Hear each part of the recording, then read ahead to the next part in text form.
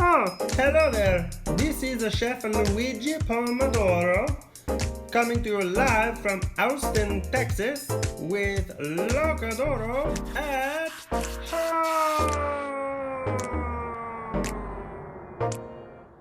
Hi, welcome back to Locadoro at Home.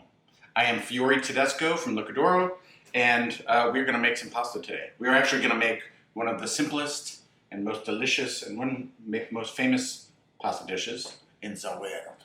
We are making, that's a French accent, a very good one. Not to be confused with Italian accents, which are offensive and should never happen if you're not Italian, just so you know, Adam. We are making Bucatini alla matriciana, or alla matriciana is a more concise pronunciation. So start with Bucatini, this pasta here, delicious noodles. There's a hole in the middle, runs all the way through. You could play it as an instrument and tune it. I dare you. And then guanciale, cured in-house. The pasta's made in-house as well from Barton Springs Mill, Semolina. It's delicious. So house-cured guanciale. Guanciale comes from the guancia, the jowl of the piggy. It's from Mangalita hogs from Yonder Way Farm. Our house marinara. This is some Grana Padano cheese.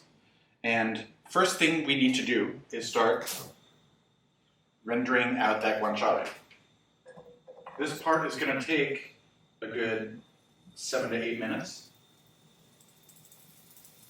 So we're going to give you the guanciale just like this. So it is cured, right? It's cured.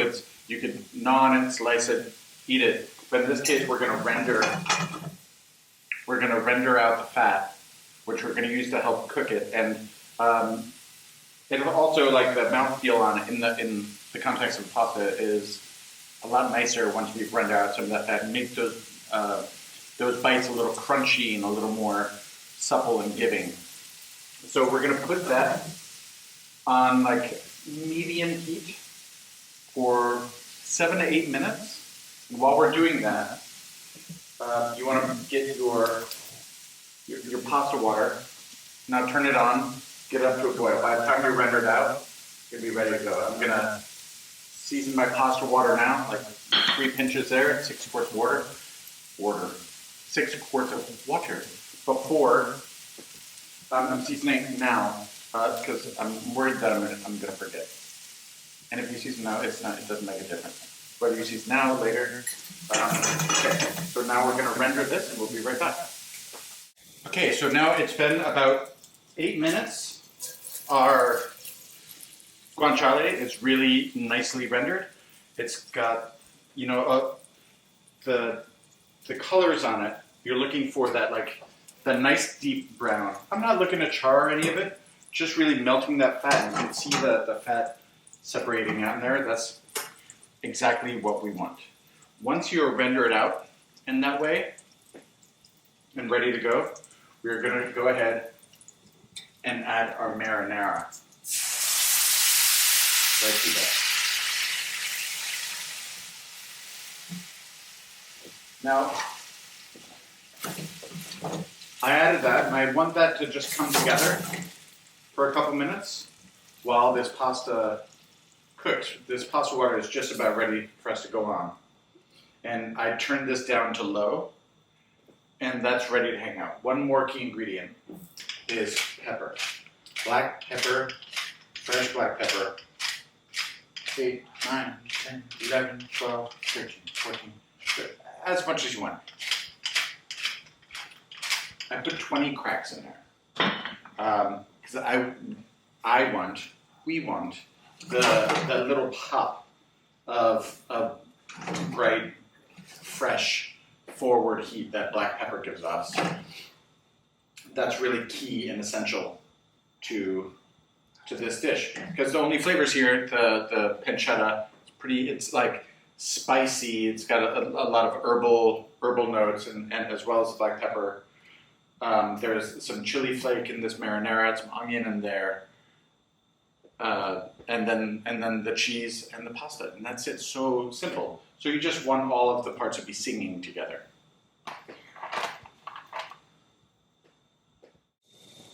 Okay, so we've added our marinara to our guanciale. That is reducing just a little bit. We have it on low heat. Our salted pasta water is up. Now we are going to put our bucatini right in here. And remember, with our pasta, just water and salt in there. No oil. It's a silly thing to do. It doesn't help anything. What helps is motion. Is take a wooden spoon, or in this instance, some tongs, and just move that pasta around. We're going to let that oil. Now, bucatini, especially this bucatini, which is very fresh, is going to cook fast. It's going to cook faster because it's hollow. So the walls of the pasta are much are thinner. There's not the same core to cook through all the way. You're just cooking those walls through. Really a magical shape, but also very quick. So this is, we find at the restaurants, depending on the freshness, between 90 seconds and 2.5 minutes. The pasta that you're getting is just around 2 minutes. You can always test it. Pick up a noodle, test it. Now this only been like 45 seconds, and my water wasn't quite at a rolling boil, so it dipped below boiling. That's a bad boy right there. And touching the noodle, and I still feel like the stiffness, the not supple, it's not getting all the way to me yet. We don't want it to be mush, right? You don't want to be mush and then it falls apart in your hand. You want it to have some structure. You want it to have some bite, that al dente, that tooth.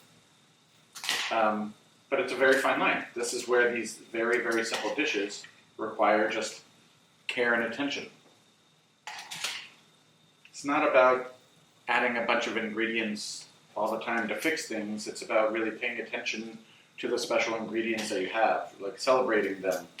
This is the part that, my cooking with my family growing up that was really special is we're celebrating the process. We're celebrating these ingredients because I care about you. I care about you enough to pay attention to this, to take the care to do that. And that's the sort of that I'm doing this for you, I'm doing this with you, that conviviality, that's what it's all about. That's the most fun part. And it's really, it helps me to think about, how to stay focused and when I'm cooking, especially when it's just me and the food. This is the best part. This is the best part of the whole operation. It's the part of the reason I wanted to open the restaurant in the first place is so I could control all the parts to do this like this for you, right? And soon we'll have you back in the restaurant, cooking with us. Yeah, you'll be cooking with us in the restaurant. This new restaurant. It's a cook yourself a pasta. No, we'll be cooking for you at the restaurant soon. We'll be opening the outside back here in a few weeks, which I'm very excited for. Okay, so we're right there now. So I could tell it went from not really giving in to when I touch it there. It's giving me a pillowy little pinch, and that's all we need. That's all we need to know. And now, gonna go like this. Gonna tong our noodles in. Now, bucatini, like spaghetti and all the long noodle shapes, can be tricky to move. Can use baskets. If you have a basket that will take out and pour into here, that's the ideal. That's what we have at the restaurant. I don't have those at home, so don't need them in this quantity. I'm happy to take my time, use the tongs. I'm gonna shut the pasta water off. That part's done. I'm gonna turn up the heat on my pan. Now we're ready to bring this baby home. Gonna take. That's like a 3. That's like a 4-ounce ladle. You can take like 2 ounces of that pasta water there. turn up the heat high on the pan.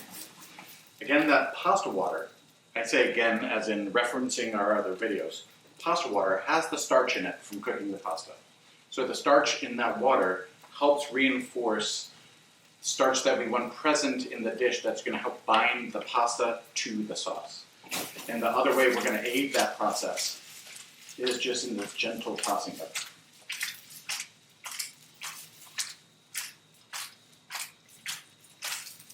Oh, I love that.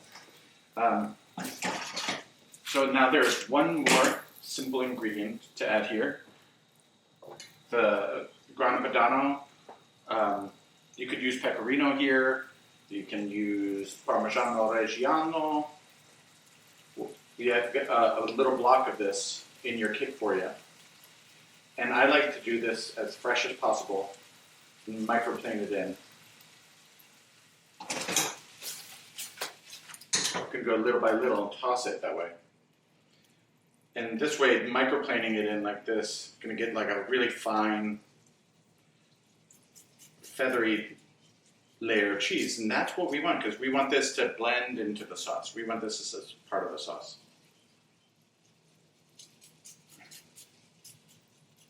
Yum, yum, yum. I turned my heat down to low, but we can actually kill it now. No more heat, and we're just using the residual heat from the pan. Toss that through until the noodles, as we flip them, sort of want to stick in one direction. They want to fold around each other. And that's what they're doing now. Okay, so now we're going to go ahead and plate this. Done. Gonna take our tongs here.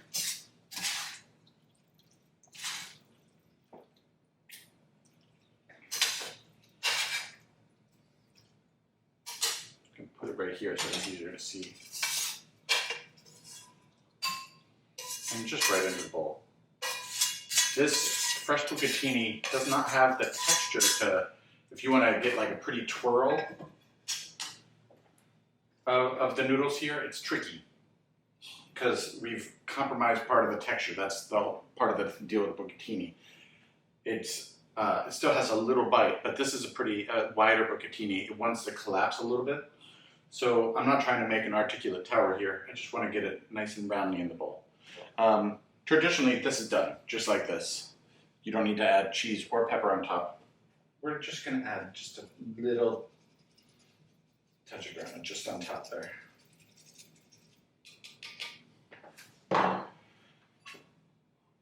Gonna give it a little way. Come on. That's a pretty. Okay, so there we have it. Woo! I left the range on. Bucatini alla marata.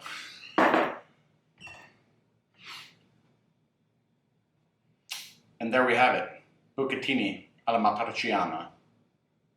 I'm gonna dig into this right now. It's gonna go away. I'm gonna go away. I'll see you next week. Bad boys, what you want, what you want, what you gonna do when Sheriff John Brown come for you? Tell me what you wanna do, what you gonna do.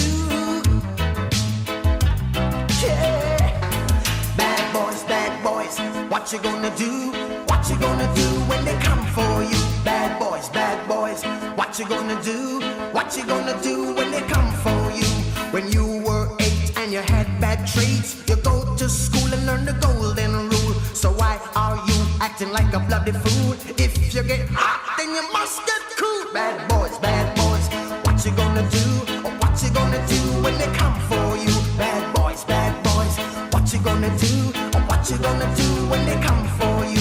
You chuck it on that one, you chuck it on this one, you chuck it on your mother and you chuck it on your father, you chuck it on your brother and you chuck it on your sister, you chuck it on that one and you chuck it on me. Bad boys, what you gonna do? What you gonna do when they come for you? Bad boys, what you gonna do? What you gonna do when they come for you? Bad boys, what you gonna do? What you gonna do when they come for you? Bad boys, gonna do when they come for you? Nobody now give you no break. Police now give you no break. That old soldier man I give you no break. Not even your eyes now give you no breaks. Well, hey, bad boys, what you gonna do? Or what you gonna do when they come for you? Bad boys, or what you gonna do? Or what you gonna do when they come for you? Bad boys, or what you gonna do? Or what you gonna do when they come for you? Bad boys, or what you gonna do? Or what you gonna do when they come for you?